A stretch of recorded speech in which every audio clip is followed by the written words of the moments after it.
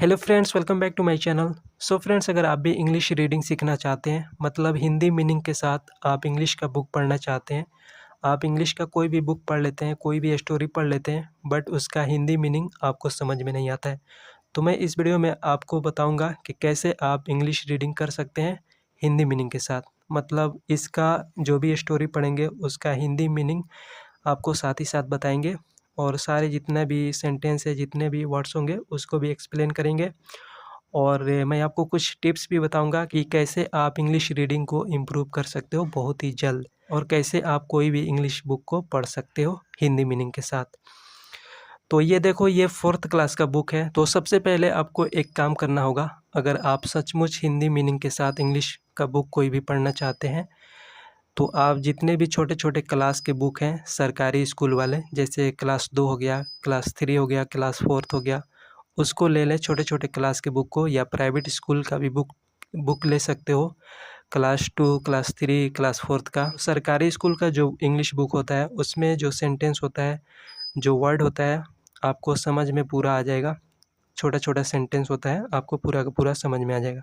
तो ये है 4th क्लास का बुक, और इसमें सबसे अच्छी बात है, यहाँ पे नीचे आपको वर्ड भी देखने को मिल जाएगा। जो भी इसमें वर्ड यूज हुआ होगा इस कहानी में, आपको यहाँ पे वर्ड मीनिंग भी नीचे देखने को मिल जाता है। तो यहाँ से भी वर्ड मीनिंग को देखकर आप इसका हिंदी मीनिंग समझ सकते हो थोड़ा थोड़ा। तो यहाँ पे मैं थोड़ा सा आपको टिप्स भी बता देता हूँ। आपको क्या करना होगा, आपको वर्ड मीनिंग सबसे पहले याद करना होगा। पहले वर्ड मीनिंग आपको याद करना होगा। वर्ड मीनिंग का नॉलेज होगा तो आपको जो भी इसमें वर्ड देखेंगे उससे आप थोड़ा थोड़ा मीनिंग निकाल पाएंगे, समझ पाएंगे। और ज़्यादा इम्प्रूव करने के लिए, पूरा का पूरा स्टोरी समझने के लिए, आपको तो बेसिक ग्रामर का नॉलेज होना चाहिए। बेसिक ग्रामर का नॉलेज होगा तभी आप उसका हिंदी मीनिंग पूरा अर्थ के साथ आप समझ पाएंगे। तो आपको समझ में आ गया, सबसे पहले वर्ड मीनिंग ज़रूरी है, और उसके बाद बेसिक ग्रामर का नॉलेज। मतलब जैसे टेंस हो गया, वॉइस हो गया। टेंस वॉइस बहुत ही ज़रूरी है इंग्लिश रीडिंग के लिए, उसका हिंदी समझने के लिए, कोई भी कहानी पढ़ने के लिए। तो चलिए, ये तो टिप्स हो गया, आपको ये ध्यान रखना है। और उसके साथ ही साथ आपको एक नोटबुक बनाना है। नोटबुक में जो भी स्टोरी आप पढ़ेंगे, उस वर्ड को, जो भी नया वर्ड आपको स्टोरी में मिलेगा उसको नोट करते जाना है। और जब भी स्टोरी पढ़े, जब भी कहानी पढ़े, उस वर्ड को यहाँ पे सामने रखना है और उसको देखना है और फिर पढ़ना है इंग्लिश को। तो ये तो टिप्स हो गया, इस तरीके से आप इम्प्रूव कर सकते हो इंग्लिश स्पीकिंग। तो चलिए, इस कहानी को हम पढ़ेंगे। ये 4th क्लास का बुक है, और ये चैप्टर 2 है। चैप्टर 1 में था, एक पोएम था, तो पोएम में आपको थोड़ा सा दिक्कत हो सकता है, इसलिए आप स्टोरी से स्टार्ट करें। तो हम स्टोरी से यहाँ पे स्टार्ट करते हैं। ये कहानी है मुरलीज मैंगो ट्री। यहाँ पे मुरलीज, यहाँ पे एपस्ट्रोफी एस दिया गया है, इसको एपस्ट्रोफी एस बोलते हैं। इसका मतलब होता है ऑफ होता है, और ऑफ का मतलब होता है का।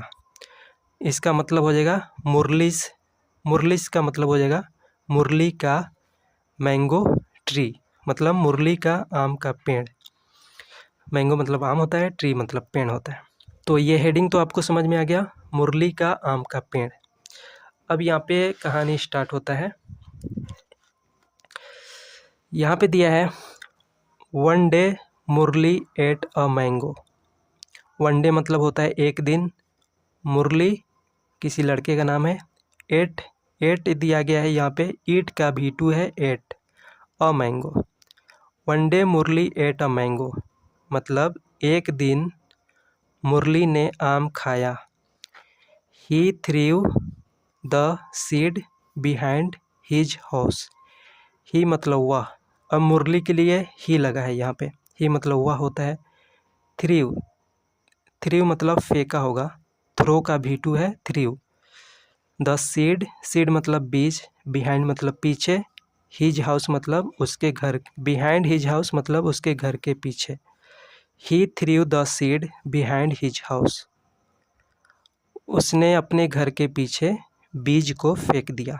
बीज मतलब जो आम का बीज है, मतलब जिसे गुठली बोलते हैं, गुठली को अपने घर के पीछे फेंक दिया।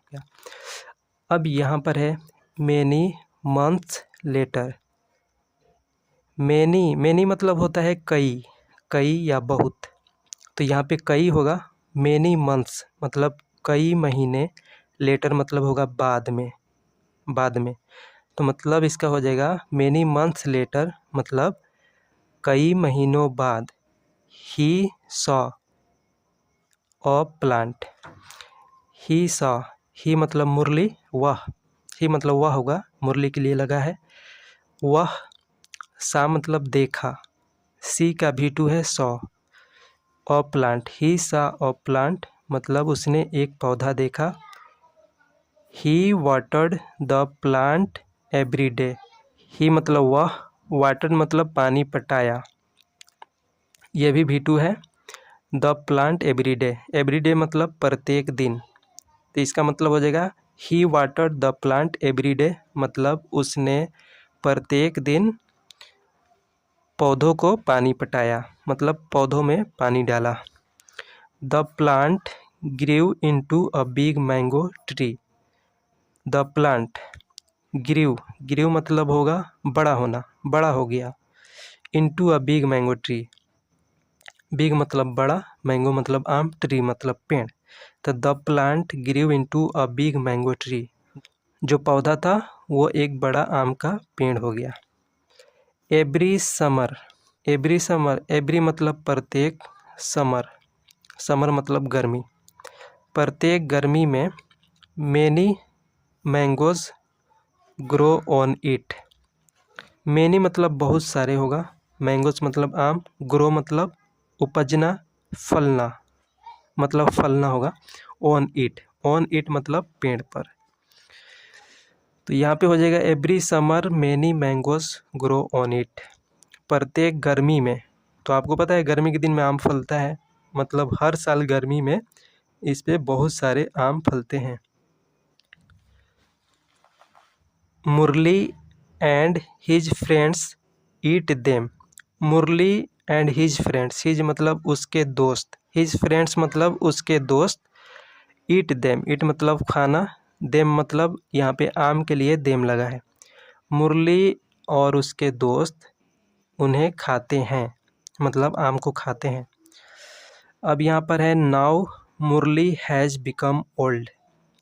नाउ मतलब अब, मुरली हैज़ बिकम ओल्ड, ये प्रेजेंट परफेक्ट का सेंटेंस है। आप टेंस पढ़े होंगे तो आपको पता होगा। इसमें चुका चुकी लगता है, चुका है चुकी है। जैसे मुरली हैज़ बिकम, बिकम मतलब होना, ओल्ड मतलब बूढ़ा, नाउ मतलब अब मुरली बूढ़ा हो चुका है। बट मतलब होता है लेकिन, but the tree gives mangoes even today. But मतलब लेकिन, गिव्स मतलब होता है देना, ट्री गिव्स पेड़ देता है, मैंगोज, मैंगोज मतलब आम, इवन टुडे, इवन मतलब यहाँ तक कि, टुडे मतलब आज। तो इसका मतलब हो जाएगा but the tree gives mangoes even today, लेकिन पेड़ आज भी आम देता है। मुरलीज चिल्ड्रेन, यहाँ पे मुरलीज आ गया, मुरलीज मतलब मुरली का, चिल्ड्रेन मतलब बच्चे, मुरली के बच्चे, अल्सो मतलब भी, ईट मतलब खाना, द मैंगोज। इसका मतलब हो जाएगा Murali's children also eat the mangoes, Murali के बच्चे भी आम खाते हैं। तो ये कहानी का पूरा मतलब हो गया।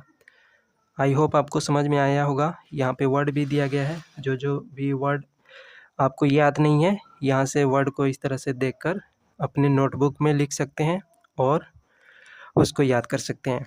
तो एक बार रिवाइज कर लेते हैं, जो भी हमने पढ़ा तेज़ी से रिवाइज कर लेते हैं। तो स्टार्ट करते हैं। One day Murali ate a mango, एक दिन मुरली ने आम खाया। He threw the seed behind his house, उसने बीज को अपने घर के पीछे फेंक दिया। मैनी मंथ्स लेटर, बहुत महीनों बाद या कई महीनों बाद। ही सा अ प्लांट, उसने एक पौधा देखा।